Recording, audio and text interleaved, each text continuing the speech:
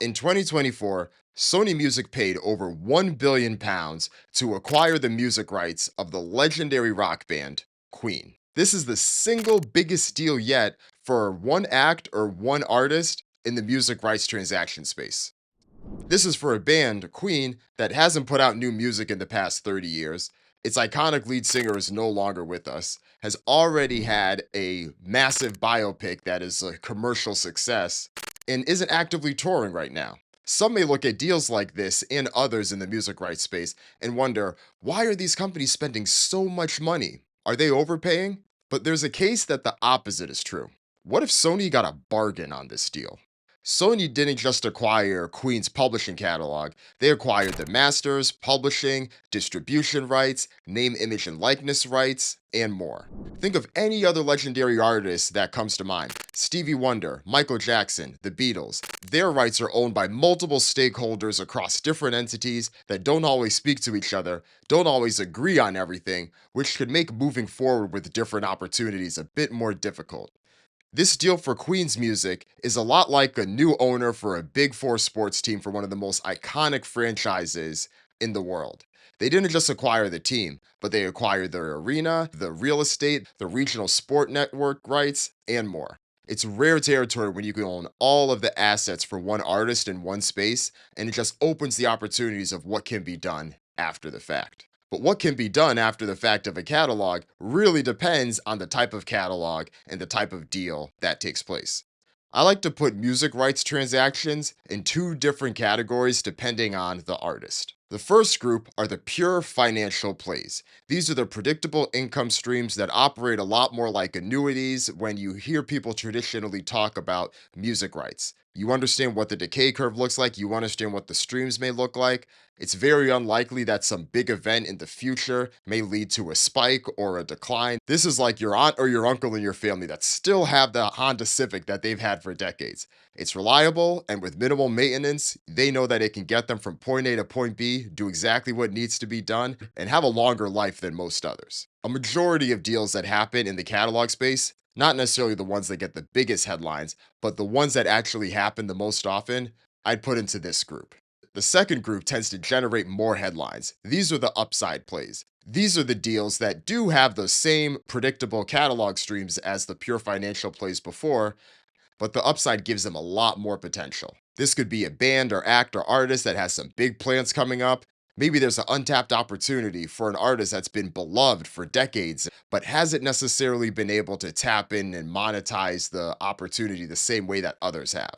Maybe there was an attempt at multimedia that didn't quite work or just scratched the surface years before, but there is still a valid fan base that has matured and proven itself, especially as streaming and social media has developed, that shows that there's some opportunity there. Or maybe there was a lightning in the bottle viral TikTok that brought them to a new level that they wouldn't have otherwise hit. Within those upside plays is a rarefied tier for iconic catalogs. According to Shot Tower Capital, an investment bank that focuses on music rights deals and transactions, there are 10 catalog deals that have happened to date so far that operate a bit different than the rest of them. Because of the higher demand, they trade for considerably higher multiples than others. According to Shot Tower Capital's 2024 report, which came out in spring 2025, these 10 iconic catalogs traded at over a 20x multiple compared to a 13 to 16x multiple for all other deals. Shot Tower doesn't disclose which catalogs are in that group, but here are some that likely fit the definition of iconic: Queen, Michael Jackson, Bruce Springsteen, Bob Dylan, Pink Floyd, Sting and the Police, Genesis and Phil Collins, David Bowie, Paul Simon, and Neil Diamond. And even within that iconic tier, there are likely some sub tiers that we could get into, because there's a case to be made that Queen's music can likely have further upside potential than even some of the other ones that I mentioned there, and thus likely sold for an even higher multiple than some of these other ones that were discussed here. There are a few recent deals that are worth mentioning that could always have a case to be made for them. For instance, Pop House, the music rights firm that is responsible for the very popular ABBA Voyage experience, had recently made a deal for the music rights of Kiss. Another deal to mention is Taylor Swift, who bought back the music rights for the original 6 albums that she had recorded on Big Machine Label Group, acquired them from Shamrock Capital, in 2025, and she now owns those 6 albums as well. The number was undisclosed, but given the expected value of Swift's 6 original albums, it could be in that range that we're talking about. The thing about music that has always been true, whether it's radio hits, what works on Spotify, what works in touring, and what works in the music rights catalog space, is that this is a power law game. The top 1% of songs on any streaming service is responsible for over 90% of the revenue that's generated on those services. And even when we look at the multimedia deals, the potential upside that can come from some of those upside plays that we're talking about, even those can lead to outsized opportunities. The 2018 movie Bohemian Rhapsody, until Christopher Nolan's film Oppenheimer in 2023, Bohemian Rhapsody was the most commercially successful biopic of all time. That biopic and the impact that it's had on streams for a 400% spike in its on-demand streams is one of the reasons why so many people have gotten more and more interested in this music rights space that we're talking about. Look at the potential for what can happen for a legendary rock band like Queen. Sure, there were a few moments that have happened that kept it relevant from a pop culture perspective, like the Wayne's World moment with them singing Bohemian Rhapsody in the movie, or others that have happened. But this movie brought Queen's catalog to a whole nother level. But the massive success that Queen's catalog has had can create a bit of a double-edged sword, especially for anyone that is searching for their own iconic catalog. The definition may be a moving target, but much like the music industry itself, where there are dozens of people who all think that they are superstar artists, it's a star-driven industry, and if people aren't swinging for the fences or the asymmetrical bets to pay off, then what is the business? So there's always going to be the moonshots where people may make moves for catalogs, and keep in mind, the average catalog deal is still only around $20 million. But if people want to work the rights that they have and maximize the potential, we're going to see some big bets that are made, and some of those bets may pay off a bit more than others. If we look at biopics specifically, the data shows that music biopics do tend to be riskier bets in Hollywood than most other films. Since 2010, only 28% of music biopics that have been released in theaters have had box office revenue that exceeded 2x the initial budget of the film, which is normally a benchmark for the film's profitability once you include marketing and other expenses associated with it. 28%. That is much lower than the 50-ish percent that most other films have as their threshold in that same time span. In December 2020, Universal Music Group spent a reported $300 million for the songwriting catalog of Bob Dylan. 4 years later, Bob Dylan's biopic, A Complete Unknown, comes out in theaters.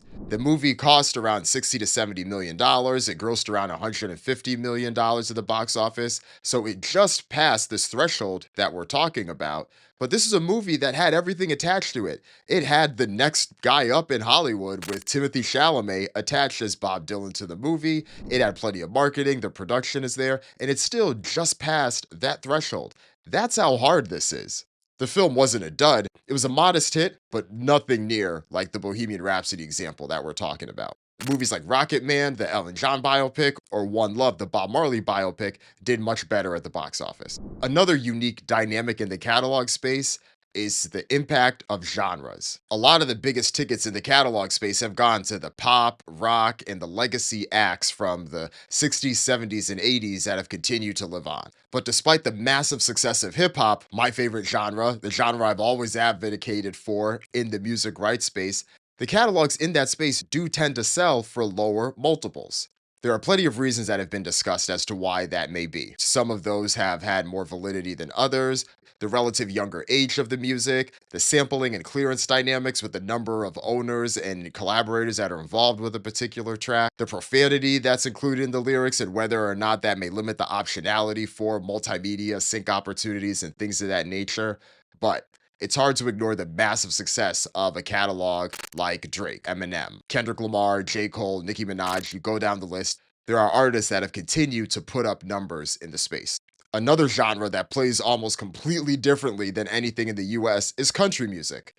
There are younger country stars like Morgan Wallen and Zach Bryan that have already had massive catalog deals. But country music operates so much differently than modern pop or hip hop or R&B and a lot of the contemporary music that comes out. It's a genre whose fan base skews much more to album sales, much more to radio play, driving in cars, rural, traveling to and from, and when those artists go on tour, they show up time and time again. Even the newer country artists can operate very similar to the legacy acts in pop and rock and others. While the definition of iconic for a single catalog can be a bit limiting and focused, I do often think about iconic songs. Now, this isn't a definition from Shot Tower Capital or any other bank or any other entity, but more looking at the data, the songs that tend to operate a bit differently from an artist that may not have a legendary portfolio of hits, but maybe they have one song or two songs that do skew and continue to do strong. For instance, I think about the Goo Goo Dolls song Iris. To this day, this is still one of the most played songs on the radio. It is also one of the most streamed songs on Spotify from the 90s, and it's still one of the most streamed songs today. Like literally today. If you go to Spotify's top 50 global, in the top 30, you'll probably still see Iris there. Among all of the contemporary songs that are dominating the charts today, and mostly newer music, you will still see this song that is nearly 30 years old that is still putting up numbers. Now, no knock to Google Dolls. They are by far not a one hit wonder. They have other songs that are popular, but they also don't have this legendary catalog that there's going to lead to a massive Google Dolls biopic. But this particular song does operate a bit unique. I also think about The Killers with Mr. Brightside, another song that has done extremely well on streaming. I wouldn't put The Killers in that group, but Mr. Brightside is definitely in the same category as Yellow or Vita La Vida or any of the other Coldplay songs that do tend to do very well today and generate millions of dollars themselves as songs. And with streaming, given that so much of the data is transparent and available, you can see which groups out there also have songs like Iris, where there's one song that is responsible for at least 40% of the streams or the revenue that that particular artist or group may generate. Remember, it's a power law industry, and even for the artists themselves, sometimes there is just one song that they have of all of the hundreds or thousands that they've released that performs the power law for them. Look at Prince. Prince released nearly 40 albums of music. 40. But it's really 5 or 6 Prince songs that make up the bulk of his success. That's an even broader dynamic of what we're talking about than even a Michael Jackson or a Queen or others from that time frame. And speaking of Prince, he is a perfect example of the multiple challenges that can happen when there are multiple owners that own the various assets associated with an artist's music, their name, image, and likeness, their estate, and how that can lead to challenges. That Prince documentary that Ezra Edelman had worked on that was supposed to be released on Netflix but got scrapped, this is exactly what we're talking about. Frankly, oftentimes in music with these sensitive legacies, it can sometimes be the norm when these things don't work out, but it can more likely be the exception for an artist that either is iconic, near iconic, or has the potential to get there someday. The one thing I think a lot about with iconics is not just where they sit today, but what's ahead. There's a case to be made that the music that dominates on streaming services, especially a service like Spotify, where millennials are the largest generation group, the music that the millennials grew up on will continue to be that annuity decades from now that we're talking about. So it could be more about Coldplay, Drake, Taylor Swift, Beyoncé, Adele, and so on. While Taylor Swift's situation might be a bit of an outlier, Drake's situation might be a bit more relatable of what we're talking about. There are a few different stakeholders from past record labels and groups that Drake is signed to.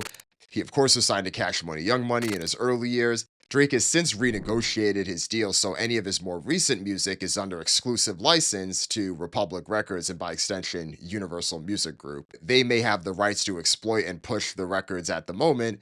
That music will eventually revert back to Drake himself.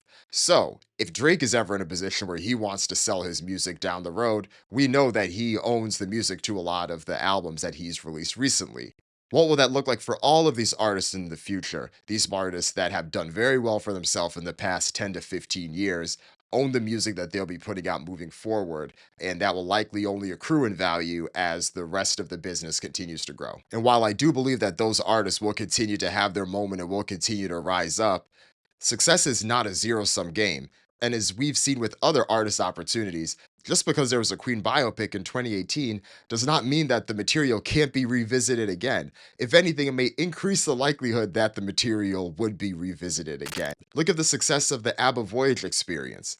That capitalizes on the popularity of the Mamma Mia movies that had came beforehand. Could something like that be in the future for Queen? Remember, Hollywood is always trying to find ways to maximize the IP, and while you can't really have a traditional Bohemian Rhapsody sequel, could there be a unique spin off of Freddie Mercury's story or something along that nature that could make people relive it or enjoy it? Think about the legendary popularity of Freddie Mercury's Live Aid performance. Could that be recreated in some type of way? These are the type of opportunities that are possible. Could there be another Wayne's World moment? There are certain things that just do have a bit of that inertia in music, and this is what makes them iconic. But again, whether it's Queen among the 20th century acts, or it's Coldplay and it's Drake and Taylor Swift, these artists are rare. These iconics are like your most valuable franchise sports teams. Your Dallas Cowboys, Real Madrid, New York Yankees, Los Angeles Lakers, you name it, this is the level that they're at. The numbers may seem high, but for people that bought catalogs 10, 15 years ago, when the multiples were much lower, there were people that had the same types of conversations that wondered, why would I buy a catalog for this particular artist that's trading at a 6 or 7x multiple? Those deals now look like bargains today. There could be a world where that is especially true for these iconic catalogs that we're talking about. And that's why they operate a bit differently than the rest of the deals that happen in the catalog space. Thanks for watching us on YouTube. For more breakdowns like this on the business of entertainment, media, and technology, make sure you like and subscribe to stay up to the latest on any of the insights that we have on Trapital, and make sure that you tell a friend about it as well. That helps continue to make sure that our show reaches the right people. Thanks again. Talk to you next time.